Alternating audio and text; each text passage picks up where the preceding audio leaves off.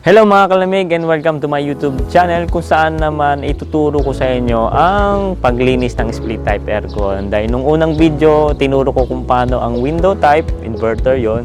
Ngayon, split type, era series. So, tara! Ito yung mga gamit natin kailangan para sa paglinis ng split type aircon.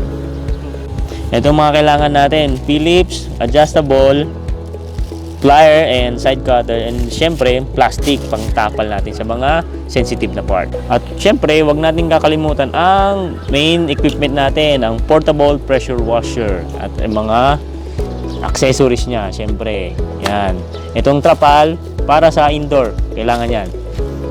So first step, test muna natin yung unit kung okay ang unit natin. Off, then make sure i-off ang breaker.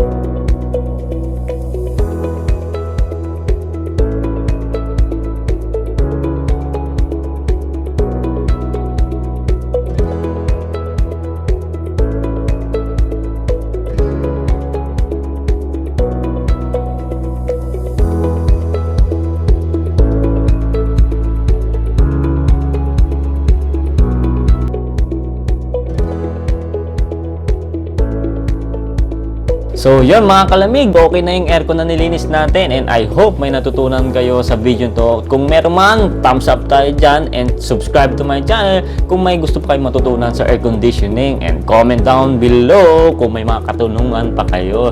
So kung wala naman kayong oras para sa unit nyo, just contact my number at ako nang bahala sa inyo. So kita kids mga kalamig! Bye!